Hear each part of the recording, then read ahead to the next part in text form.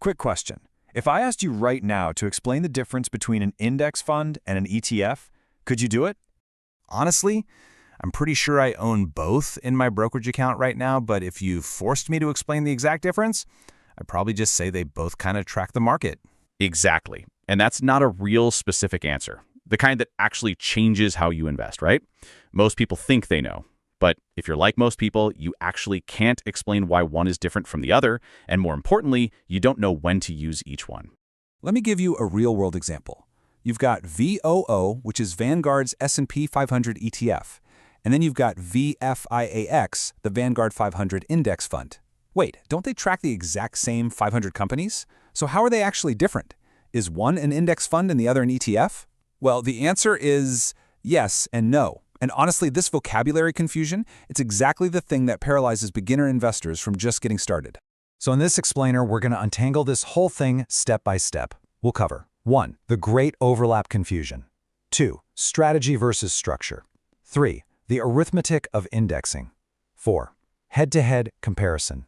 5. The psychological trap. And finally, 6. Choosing your path. We're going to slow down, break down what each one actually is at the structural level, look at what the math and data from the last 30 years prove, and show you exactly which path makes the most sense depending on your own personal psychology.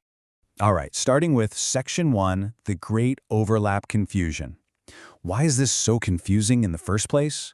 Well, it's because these two things overlap massively, and frankly, the financial industry does a genuinely terrible job of explaining where one ends and the other begins. Yeah, they really do. They always just treat them like two sides of the same coin. Exactly, but they aren't.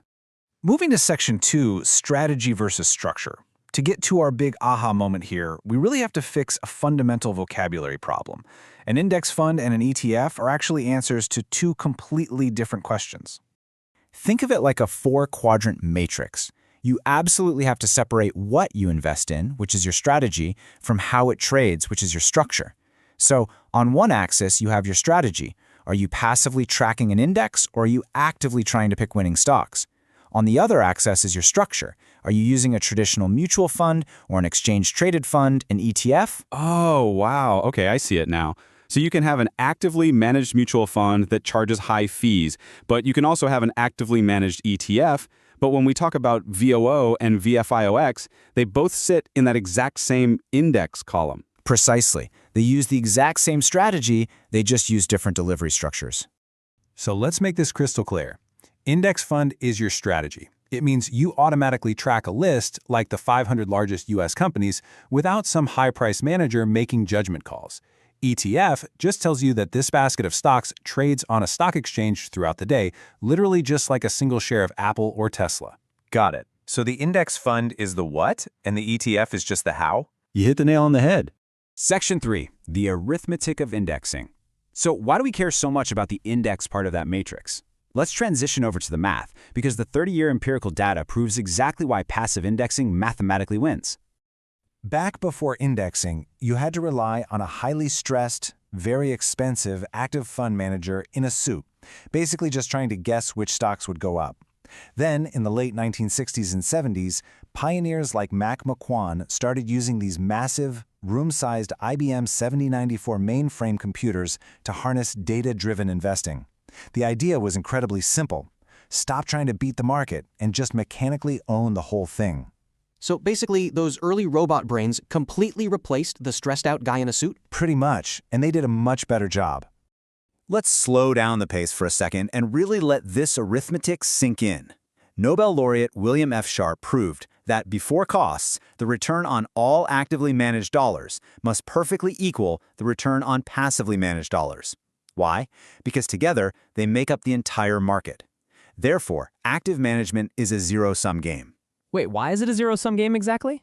Because for every active manager who wins and beats the market average, another active manager mathematically must lose and fall below it.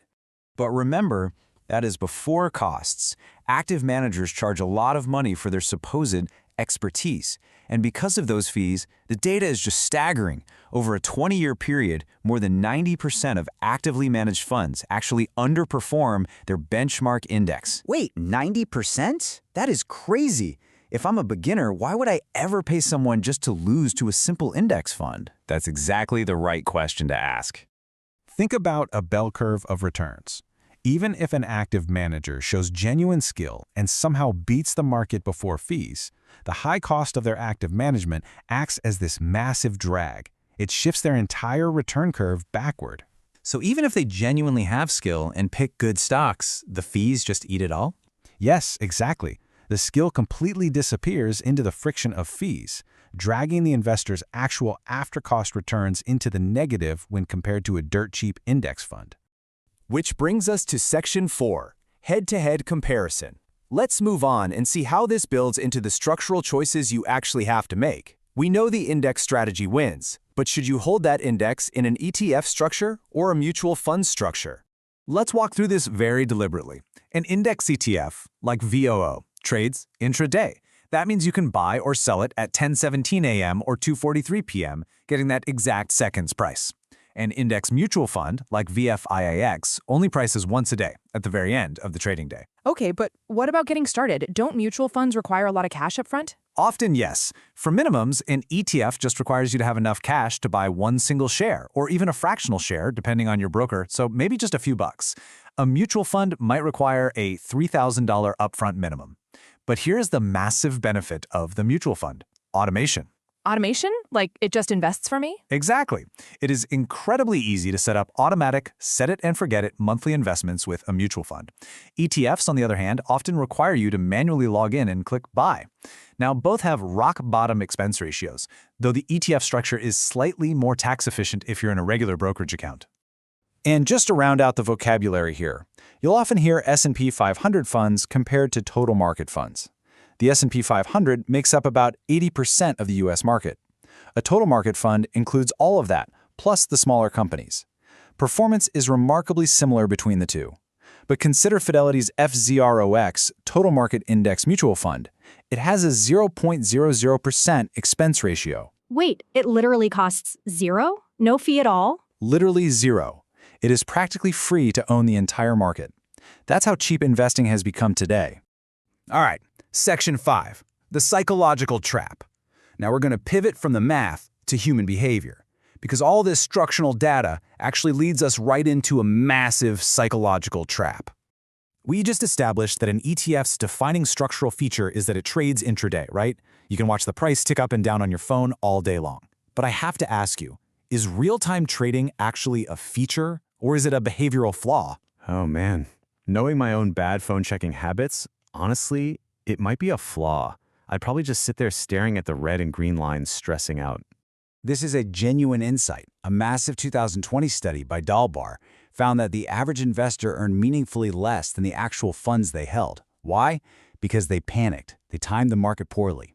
The ETF structure literally allows you to panic sell at exactly 11 a.m. when the market is crashing. But the mutual fund, it only prices at the end of the day. So that friction is actually a feature that saves me from myself. Precisely. It literally stops you from making a split-second emotional mistake. Sometimes removing your ability to act is the very best investment feature of all. And finally, Section 6, Choosing Your Path.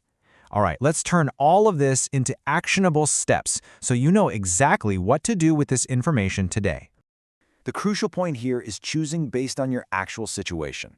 Step 1, look at your account type. If you're inside a 401k at work, the decision is usually made for you. You'll likely only have mutual fund options anyway. Just pick the lowest cost broad index. But if you're in an IRA or a normal brokerage account, you move to Step 2. And Step 2 is where I decide if I want the ultimate hands-off automation of a mutual fund or the slight tax efficiency of an ETF, right? Exactly. Then Step 3, pick your fund and leave it alone. Let me give you a firm, clear recommendation if you're a beginner. Option A.